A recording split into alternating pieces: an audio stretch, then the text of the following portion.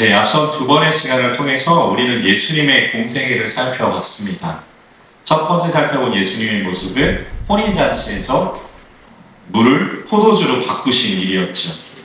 그 일을 통해서 예수님은 물을 포도주로 바꾸신 것처럼 우리의 몸과 생각을 바꾸실 것임을 그렇게 보여주셨습니다.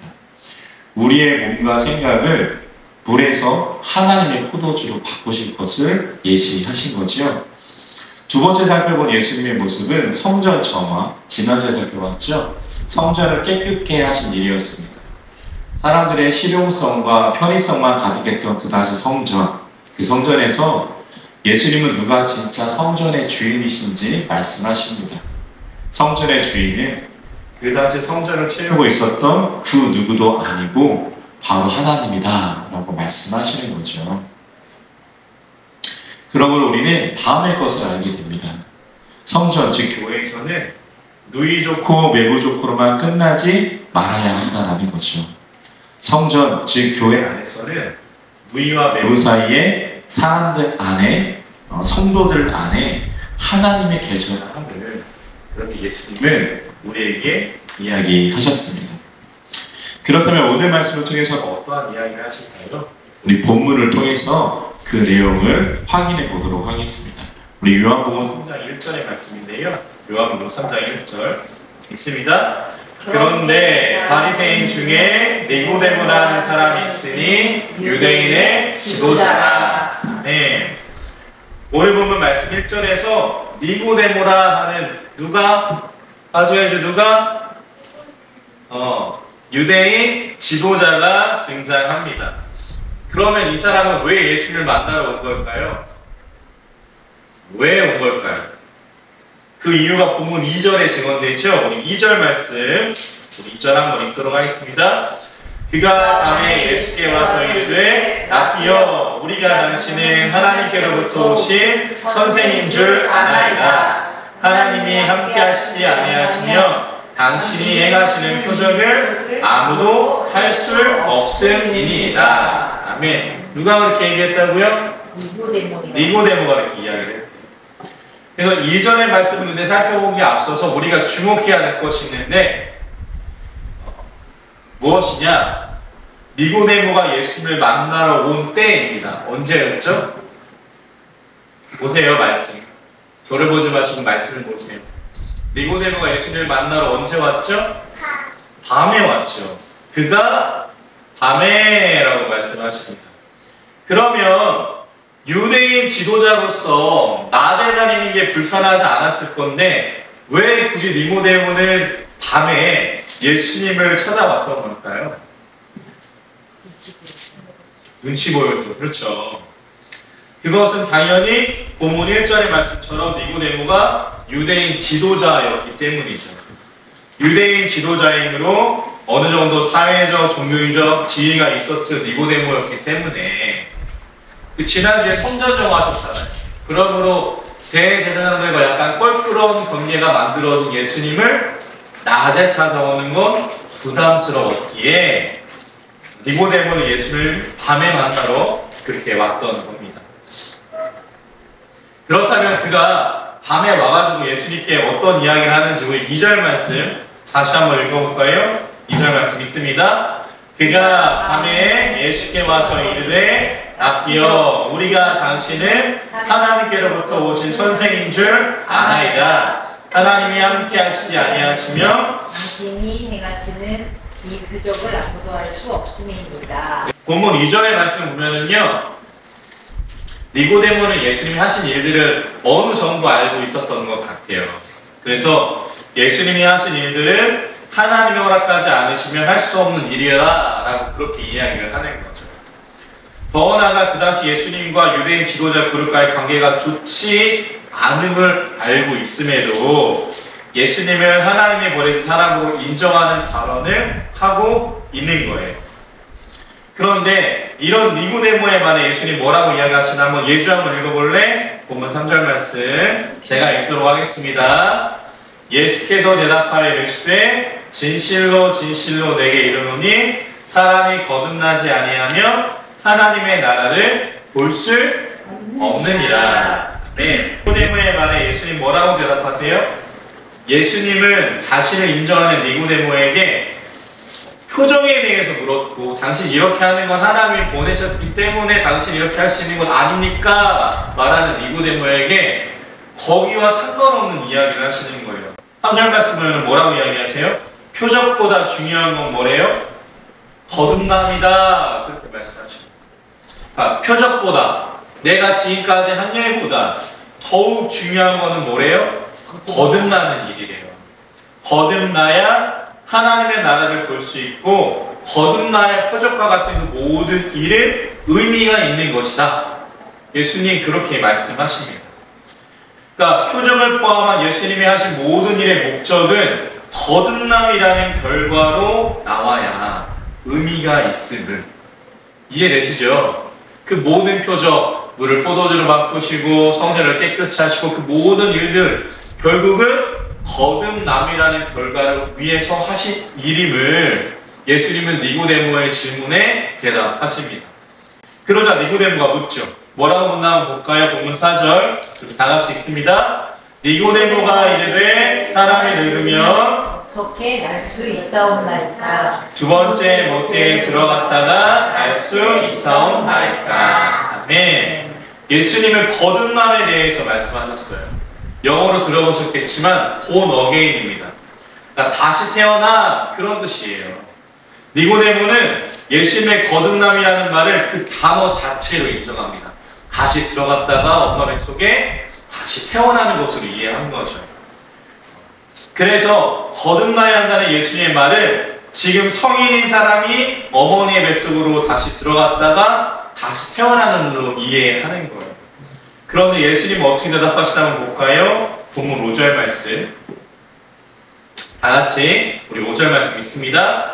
예수께서 이르시되 진실로 진실로 내게 이르노니 사람이 물과 성령으로 나지 아니하면 하나님의 나라에 들어갈 수 없느니라. 아멘.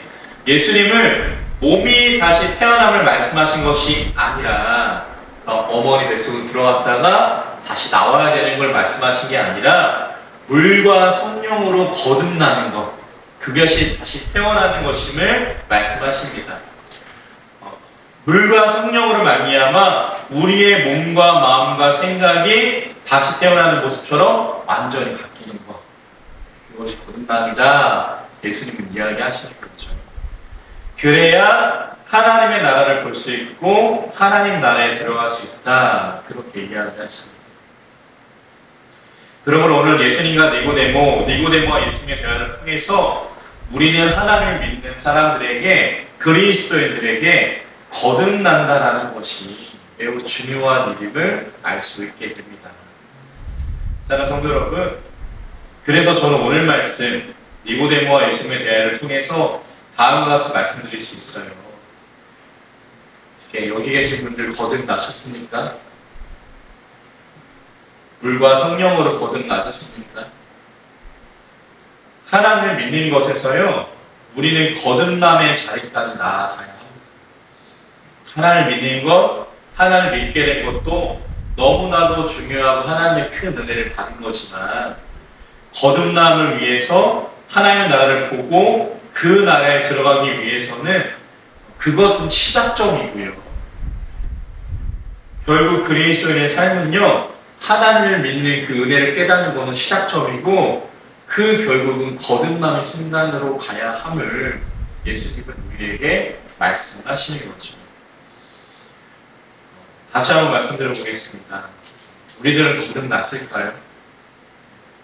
얼마나 하나님의 몸과 마음과 생각으로 이 세상을 바라보며 우리는 살아갈까요? 성경을 보면은 예수님께서 말씀하신 거듭남이란 무엇인가를 보여주는 사람이 여러 곳에 등장합니다. 그리고 그 중에 한 명은 바로 여리고의 세리장이었던 삭개오였어요. 자, 누가복음 19장 1절 2절 말씀, 1절 2절 말씀 우리 한번 읽도록 하겠습니다. 다 같이 한 목소리로 읽습니다. 예수께서 여리고로 들어가 지나가시더라. 삭개오라 이름한 자가 있으니 세리장이요 또한 부자. 아멘. 예수님의 생애 후에 살펴본 말씀이지만 예수님께서 여리고라는 동네에 가셨을 때 여리고라는 동네 세리장 누구요? 삭개오. 지금으로 생각하면 세무서장쯤 되는 삭개오라는 사람을 만나게 됩니다. 그런데 다들 잘 아시죠? 해주 삭개오는 키가 작아요. 맞아. 키가 작아요. 그래서 예수님 보려고 어디 올라가 하주야? 어디 올라가요? 무화과 나무에 올라가죠. 그러자 나무에 올라간 삭개오를 보고 예수님 뭐라고 말씀하시나 볼까요? 우리 누가복음 19장 5절 우리 한 목소리로 읽습니다. 예수께서 그곳에 이르사 이르시되 삭개오야 속히 내려오라 내가 오늘 내 집에 유하여야 하겠다 하시니. 아멘. 삭개오가 예수님 보려고 나무에 올라갔더니 나무에 올라간 삭개오를 보고 뭐라고 말씀하세요? 뭐라고 말씀하세요? 내려와서 어떻게 하시겠다? 네 집에 거하겠다. 유하였다. 이게 무슨 뜻이에요? 머무르겠다라는 뜻이죠. 예수님의 이 말을 듣고 그런데 사람들이 수군 거예요. 우리 19장 7절 말씀 볼까요? 19장 7절. 네, 있습니다. 무사람이 보고 수군거여 이르되 저가 죄인의 집에 유하러 들어갔도다 하더라. 네. 그렇다면 수군거리는 사람들의 말처럼 삭개오는 왜 죄인일까요? 그냥 세리장이고 세무서장인데 왜 세리장인뿐인 삭개오를 사람들은 죄인이다 라고 말하는 걸까요?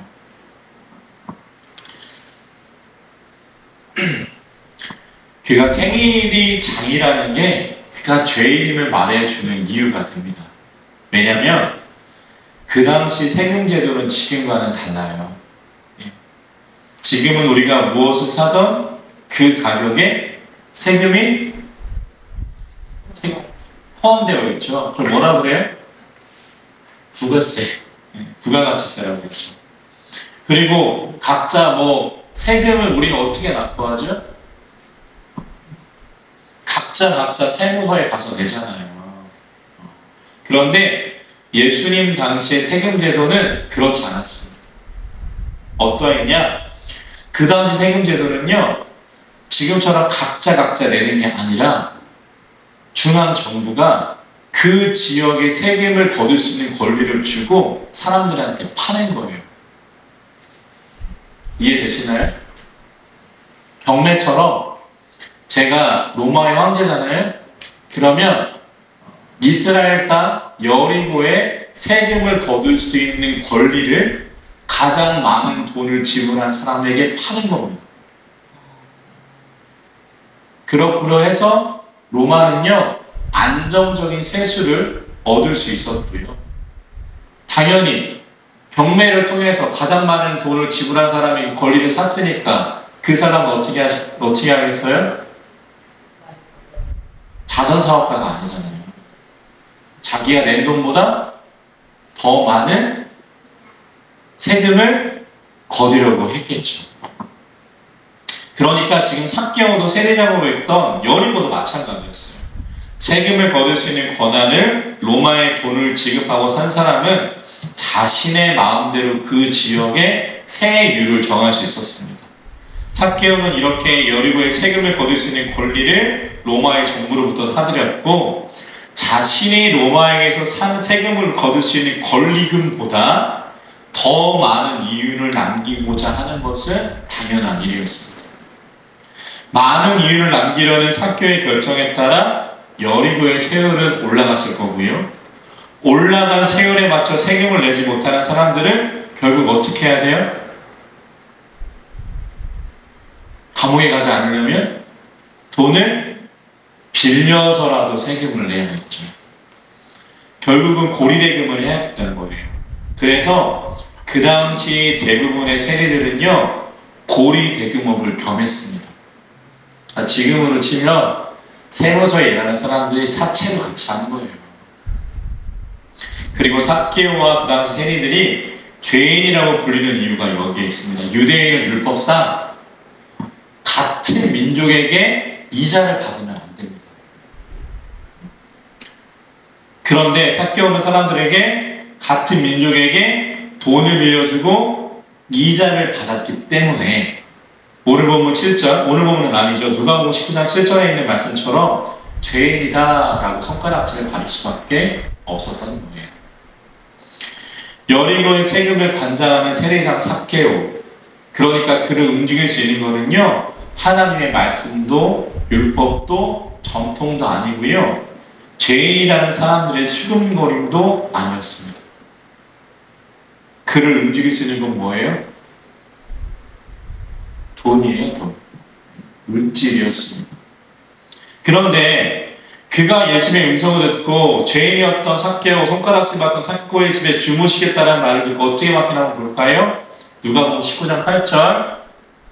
아주 누가복음 19장 8절 말씀 읽을 거예요. 누가복음 19장 8절. 우리 다 같이 한번 소리로 읽습니다. 삭개오가 서서 주께 여짜오되 주여 보시옵소서, 내 소유의 절반을 가난한 자들에게 주겠사오며 만일 누구의 것을 속여 빼앗는 자들이 있으면 내 갑절이나 갚겠나이다. 예. 세상에 그 어떤 것보다 돈을 가장 중요하게 여기던 삭개오였습니다. 그런데 그가 예수를 만나고 자신의 목숨보다 소중하게 생각했던 돈에서 그 손을 놓는 거예요. 누가복음 19장 8절 말씀 조금 자세하게 살펴보면요, 이와 같습니다. 뭐라고 이야기해요? 자신의 소유의 절반을 어떻게 하겠다고요? 가난한 자들. 그러니까 사회에 환원한다는 거죠. 사회에 환원하고, 두 번째는 자신의 절반의 재산 중에서, 나머지 절반의 재산 중에서 자신이 착복한 것이 있다면 4배나 갚겠다, 그렇게 말합니다. 계산해 볼까요? 재산에서 절반을 나눠줬으니까 뭐만 남았어요? 절반만 남았어요. 그런데 그가 지금까지 세리장이 될 때까지 얼마나 많은 사람들에게 그 이율로 사람들을 괴롭혔겠습니까? 그러니까 가난한 사람들에게 나눠주고 남은 재산 절반, 그 절반에서 자신이 잘못한 사람에게 4배를 갚겠다는 것은요, 삭개오의 재산이 얼마나 되는지 모르겠지만 그가 예수님께 한 말은요, 내 재산을 전부 포기하겠습니다 라는 말과 같은 뜻이 됩니다. 삭개오는요, 그래서 예수님을 만남으로요, 오늘 니고데모와 예수님의 대화에 나오는 물과 성령으로 거듭난 사람이 된 겁니다. 자신이 그렇게 평생 쫓았던 돈이라는 물질 앞에 그 물질을 놓고 자신의 몸과 마음과 생각이 완전히 달라졌기 때문이죠. 바로 물과 성령으로 거듭난 사람, 세상을 바라보는 눈이 바뀐 사람, 그 삭개오를 우리는 그렇게 성경에서 보게 됩니다. 사랑하는 성도 여러분, 우리도 이와 같기를 소망합니다. 하나님을 모르는 사람들과 똑같은 것을 쫓는 것이 아니라, 우리가 하나님을 믿는 사람이라면, 우리가 물과 성령으로 거듭난 사람이라면 그들이 쫓는 것만을 쫓는 것이 아니라 우리를 향하고 우리의 눈을 두는 곳에 하나님이 계시기를 주님의 이름으로 간절히 축원합니다. 매번 그렇게 하시기가, 삭개오처럼 결정하시기가 어려우실 거예요. 그런데 단 한 번이라도, 일주일에 한 번이라도 우리의 모습이 오늘 말씀에서 예수께서 이야기하신 물과 성령으로 거듭난 자의 모습이 된다면, 삭개오의 모습처럼 그렇게 변화한다면 분명 이 시대는 분명 저 여러분들 같은 그리스도인들로 달라질 줄 믿습니다. 바로 그 일을 위해서 하나님은 오늘 예배의 자리로 우리를 그리스도인으로 불러주셨죠. 소망하기는 오늘 예수님 말씀하신 것과 같이 물과 성령으로 거듭나서 하나님의 나라를 바라보며 삭개의 모습처럼 내가 원하는 것이 아니라 하나님이 원하시는 것을 택하실 수 있는 이 자리에 계신 귀한 성도님들과 제가 될 수 있기를 주님의 이름으로 간절히 축원합니다. 말씀을 정리해 보겠습니다. 오늘 말씀에서 유대인 지도자 니고데모는요, 누구를 찾아와요? 예수님을 찾아와요. 사람들의 눈을 피해서 언제? 밤에 찾아와요. 그런 그가 예수님의 모습은 하나님의 사람이 아니라면 할 수 없는 일임을 고백하는 그러한 예수님의 이야기를 니고데모가 예수님께 그렇게 이야기하는 걸 예수님께서 듣게 됩니다. 그러나 예수님 말씀하시는 건 뭐예요? 그 모든 일보다 더 큰 일이 있다는 거예요. 바로 물과 성령으로 거듭나는 것. 눈에 보이는 물과 포도주로 바꾸는 것, 사람들을 고치는 일보다 더 중요한 건 뭐냐? 물과 성령으로 거듭난 사람이 돼야 되는 거라는 거죠. 결국 그 모든 일들은 물과 성령으로 거듭나는 일의 한 과정일 뿐이라는 거예요. 그런 물과 성령으로 거듭나는 것은 뭘까요? 우리가 예로 살펴봤던 여리고의 세리랑 삭개의 모습처럼 우리가 지금까지 붙잡고 있던 것에서 손을 놓고 하나님의 손을 붙잡는 거예요. 하나님의 눈으로 이 세상을 바라보는 겁니다. 그리고 우리가 하루에 한 번, 일주일에 한 번이라도 그렇게 살 때 이 세상은 물과 성령으로 거듭난 자의 모습을 통해서 변화할 것을, 하나님의 살아계심을 보여주는 모습이 될 것을 우리에게 이야기하지요. 소망하기는 우리의 모습이 이와 같기를 원합니다. 한 주간도 우리도 이렇게 살아갈 수 있는, 물과 성령으로 거듭남 속으로 살아갈 수 있는 우리 모두가 될 수 있기를 주님의 이름으로 간절히 소망합니다. 기도하겠습니다.